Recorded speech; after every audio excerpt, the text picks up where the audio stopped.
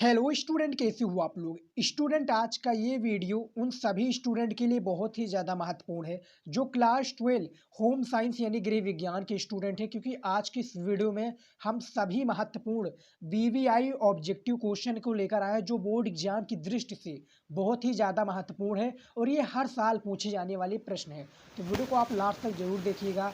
Channel पर नए तो हमारे चैनल को सब्सक्राइब कर लीजिए, वीडियो को लाइक कीजिए, शेयर जरूर कीजिएगा अपने दोस्तों के साथ, क्योंकि आज का ये वीडियो 70 में 70 दिलाकर जाएगा आपको। तो वीडियो को देखिए, स्टार्ट कीजिए और शुरू से लेकर अंत तक जरूर देखिएगा, क्योंकि बहुत ही ज़्यादा महत्वपूर्ण है होम साइंस के स्टूडेंट के लिए। देखिए, पहला आपका प्रश्न है स्क्रीन पर कि किशोरावस्था में, देखिए पहला जो प्रश्न है होम साइंस के स्टूडेंट के लिए, यदि आपको प्रश्न का उत्तर पहले से पता है तो जरूर बताइएगा इसका आंसर हमें।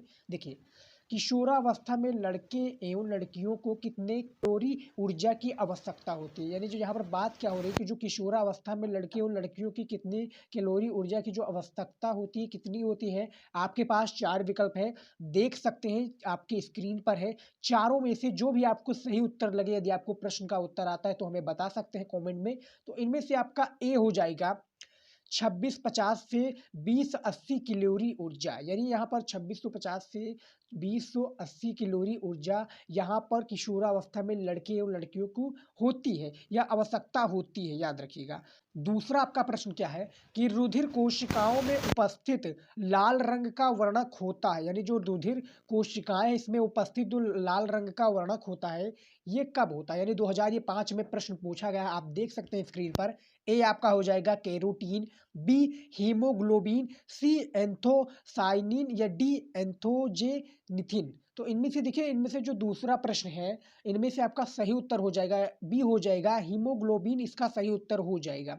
चलिए देखते हैं अगला प्रश्न। देखते हैं तीसरा प्रश्न है कि रुधिर वर्गों की खोज किसने की। यानी जो रुधिर वर्ग है इसकी जो खोज की बेसिकली ये किसने की, ये आपको बताना है। आपके पास चार विकल्प है, इन्हीं में से किसी एक ने खोज की है तो बताना है। देखिए, बहुत ही महत्वपूर्ण ये सभी प्रश्न है और वीडियो को लाइक नहीं किया तो लाइक कर दीजिए, क्योंकि ऐसा आपको कोई भी नहीं बताएगा। और हम तैयारी जो है आपकी बहुत ही ज़बरदस्त करा रहे हैं। चाहे आप जो भी सब्जेक्ट की तैयारी करना चाहते हैं, आप हमारे चैनल पर विजिट कीजिए, सभी को आपको हमारा चैनल पर वीडियो मिल जाएगा। तो देखिए, रुधिर वर्गों की जो खोज की थी बेसिकली, इनमें से तीसरे का डी हो जाएगा कार्ल लैंड।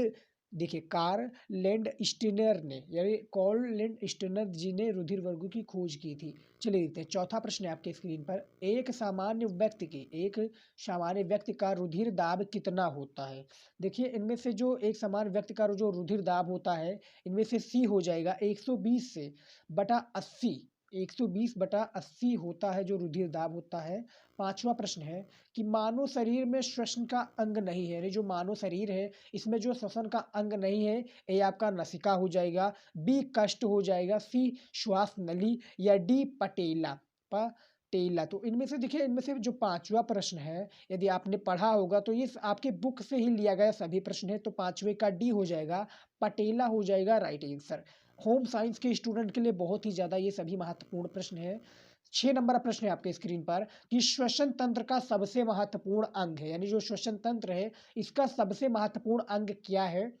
ए आपका वायु हो जाएगा, बी प्रशासन या सी स्नायु तंतु। देखिए, स्नायु तंत्र या डी फेफड़े। तो देखिए, 6 प्रश्न का उत्तर सही हो जाएगा, डी हो जाएगा, फेफड़ा हो जाएगा इसका सही उत्तर। सातवां प्रश्न है आपके स्क्रीन पर कि न्यूरॉन किस तंत्र की कोशिका है। यानी जो न्यूरॉन है ये किस तंत्र का कोशिका है। तो सातवें का सी हो जाएगा, तंत्रिका तंत्र की कोशिका है जो न्यूरॉन है बेसिकली। उसके बाद में आठवां प्रश्न है, हम सभी प्रश्न को करा रहे हैं ताकि आपकी जो तैयारी है और भी अच्छे से हो जाए। और यदि आपने मॉडल पेपर का, होम साइंस का मॉडल पेपर का वीडियो नहीं देखा है तो आप हमारे चैनल पर जाकर वो वीडियो भी देख सकते हैं, क्योंकि मॉडल पेपर को सॉल्व यदि आप करेंगे तो मेरी गारंटी कि आप 30% मार्क जो है अचीव कर सकते हैं उस मॉडल पेपर से ही। और जो बचेगा उसका तो आप कर ही लेंगे, क्योंकि आप तैयारी कर रहे हैं, हमारे लेजेंड स्टूडेंट हैं आप, जो ब्रिलियंट स्टूडेंट है। आप तैयारी कीजिए, मेहनत कीजिए, आपको सक्सेस जरूर मिलेगा। देखिए, आठवां जो प्रश्न है, डायबिटीज किसकी कमी के कारण होता है। यानी जो डायबिटीज है ये किस कमी के कारण होता है। आपके पास 4 विकल्प है यानी 4 ऑप्शन है। इनमें से 8वें का हो जाएगा सी हो जाएगा, इंसुलिन इसका सही उत्तर हो जाएगा। उसके बाद में 9th नंबर प्रश्न है, नर में शुक्राणु जनन किन नलिकाओं में होता है? यानी जो नर है इनमें जो शुक्राणु जनन किन नलिकाओं में होता है? ए आपका अपवाही नलिका में, बी शुक्रवाहिनी में, सी शुक्र नलिका में या डी स्खलन नलिका में। तो देखिए 9th नंबर जो प्रश्न है इसका सी हो जाएगा, शुक्र नलिका में इसका सही उत्तर हो जाएगा। चलिए 10वां प्रश्न है आपका, संक्रामक रोगों का संक्रमण किनके द्वारा होता है? यानी जो संक्रामक रोग है इनके संक्रमण किनके द्वारा होता है? ए आपका वायु द्वारा, बी भोजन तथा जल द्वारा, सी कीटों द्वारा या डी ये सभी। तो 10वां जो प्रश्न है, यदि आपने उत्तर देखा होगा अपने बुक में, क्योंकि तैयारी जो है पूरे बुक से ही लिया गया सभी प्रश्न है और आपकी तैयारी के लिए इंपॉर्टेंट है। बोर्ड एग्जाम में आपका 8 प्रश्न शायद पूछा जाता है होम साइंस में, तो 10 का डी हो जाएगा, ये सभी सही उत्तर हो जाएगा। जो संक्रमक रोगों का संक्रमण किनके द्वारा होता है? इन सभी द्वारा होता है, तीनों इसका सही उत्तर हो जाएगा। चलिए देखते हैं अगला प्रश्न देखते हैं।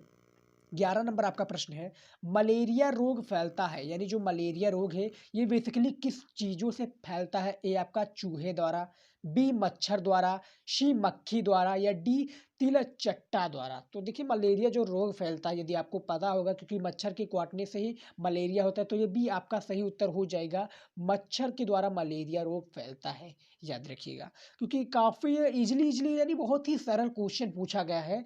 ये जो सरल क्वेश्चन ही आता है लेकिन दिखने में आपको हार्ड लगेगा, क्योंकि पूरे बुक से लिया गया है, बुक से बाहर नहीं जाएगा।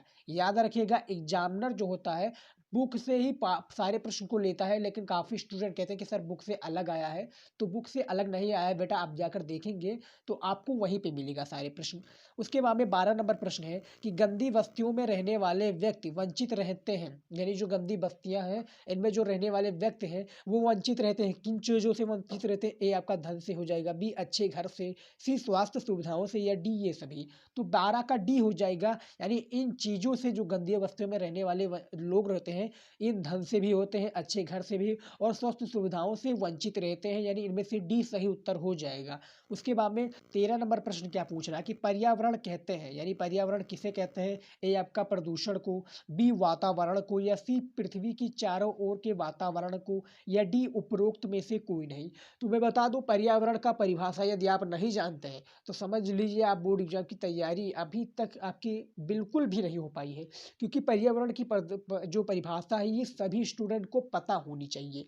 बहुत ही शॉर्ट में मैं आपको बता दूं, पर्यावरण 2 शब्दों से मिलकर बना है, परिधन आवरण, परिधन आवरण, यानी परि का मतलब है पृथ्वी के और आवरण का मतलब है चारों तरफ, यानी पृथ्वी के चारों तरफ वातावरण को पर्यावरण कहते हैं। तो इसका सटीक उत्तर आप इस प्रकार से भी ले सकते हैं। उसके बाद में 14 नंबर आपका प्रश्न है, वस्तुओं के जलने से कौन सी गैस बनती है? यानी जो वस्तु है इसके जलने से बेसिकली कौन सा गैस बनती है? ए आपका oxygen, B carbon dioxide, C nitrogen या डी अमोनिया। तो देखिए हमारी जो आवाज़ है वो बहुत ही बहुत ही तेज़ आवाज़ चलती है, तो आप इसको इग्नोर करके यदि आपको उसका पीडीएफ चाहिए तो पीडीएफ हमारे वेबसाइट पे आपको मिल जाएगा। वेबसाइट आपको पता होगा, डिस्क्रिप्शन में आपको लिंक मिल जाएगा, आप जाकर वहाँ से भी हमारे वेबसाइट पर विजिट कर सकते हैं। तो देखिए जो 14 नंबर प्रश्न में से बी हो जाएगा, कार्बन डाइऑक्साइड सही उत्तर हो जाएगा, जो वस्तु के जलने से ये गैस बनती है। उसके बाद में 15 नंबर जो आपका प्रश्न है कि परिवार नियोजन, जो आपका 15 नंबर प्रश्न है कि परिवार नियोजन केंद्रों में किस संदर्भ में जानकारी दी जाती है? यानी जो परिवार नियोजन है इसमें नियोजन में जो केंद्रों में किस संदर्भ में जानकारी दी जाती है? ए आपका बाल शिशु सुरक्षा, बी प्राथमिक चिकित्सा, सी जनसंख्या वृद्धि या डी मातृ शिशु सुरक्षा। तो 15 का आपका सी हो जाएगा, जनसंख्या वृद्धि इसका सही उत्तर हो जाएगा। चलिए देखते हैं 16 नंबर आपका प्रश्न है, भूकंप किन कारणों से आ सकता है? यानी जो भूकंप है ये किन कारणों से आ सकता है? ए आपका हो जाएगा विवर्तनिक हलचल, बी ज्वालामुखी विस्फोट, सी अत्यधिक खनन या डी ये सभी। तो 16 का डी हो जाएगा, ये सभी हो जाएगा, यानी इन चीज़ों से भूकंप आ सकता है सॉरी।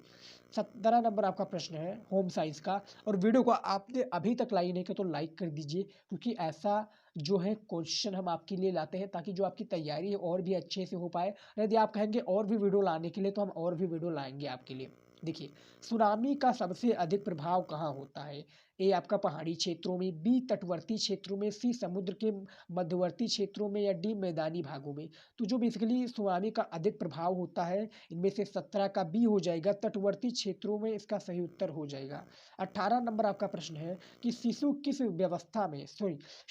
अवस्था में स्तन त्याग करना चाहिए, यानी शिशु की जो किस अवस्था में जो स्तन है ये त्याग करना चाहिए। 4 विकल्प है, चारों में से यदि आपने पता होगा तो पढ़ा होगा तो हमें कमेंट में बताइएगा इसका आंसर, क्योंकि बहुत ही ज़्यादा ये सभी जो क्वेश्चन है इंपॉर्टेंट है और तैयारी के लिए तो और भी ज़्यादा इंपॉर्टेंट है, क्योंकि आप इस प्रश्नों को, यानी इन जो प्रश्न मैं बता रहा हूँ इसको आप टेस्ट के रूप में भी ले सकते हैं। तो 18 का आपका बी हो जाएगा, 6 से 9 माह वर्ष 6 से 9 जो माह है इनमें जो स्तन त्याग करना चाहिए शिशु की अवस्था में। 19 नंबर आपका प्रश्न है कि शिशु में अस्थायी दांत यानी ब्रैकेट में दूध के दांत की संख्या है, यानी जो शिशु की अस्थायी दांत ब्रैकेट में आप ले सकते हैं दूध के दांत की संख्या कितनी होती है। आपके पास ए हो जाएगा 20, बी 22 या सी 24 या डी 30। देखिए 2 हमने हिंदी में बोल दिया, 2 इंग्लिश में बोल दिया, कोई गलत तो नहीं किया। देखिए तो 19 का ए हो जाएगा आपका, कौन हो जाएगा 20 हो जाएगा। तो इनमें सही उत्तर हो जाएगा, यानी जो शिशु के जन्म के स्थान पर जो दांत होते हैं वो 20 हो जाएंगे। उसके बाद में तो देखिए 20वां नंबर जो हमारा प्रश्न है कि शिशु मृत्यु दर सबसे अधिक है, यानी जो शिशु मृत्यु दर है ये सबसे अधिक किस में, ए भारत में, बी जापान में, सी इंग्लैंड में, डी अमेरिका में। तो इनमें से जो शिशु जो मृत्यु दर है सबसे अधिक पाई जाती है उनमें से ए हो जाएगा, भारत में हो जाएगा सही उत्तर, याद रखिएगा भारत में सबसे ज़्यादा अधिक मृत्यु दर पाई जाती है। तो आई होप कि ये पूरा वीडियो आपको पसंद आया होगा। वीडियो पसंद है तो वीडियो को लाइक कीजिएगा, शेयर कीजिएगा और यदि हमारे चैनल पर आप नए तो चैनल को सब्सक्राइब कर लीजिए, क्योंकि हम ऐसा इंपॉर्टेंट वीडियो आपके लिए लाते रहेंगे और आपकी तैयारी को बेटर बनाते रहेंगे। तो मिलता है नेक्स्ट वीडियो में, तब तक के लिए गुड बाय, जय हिंद। पढ़ते रहिए, अच्छे से तैयारी करते रहिए।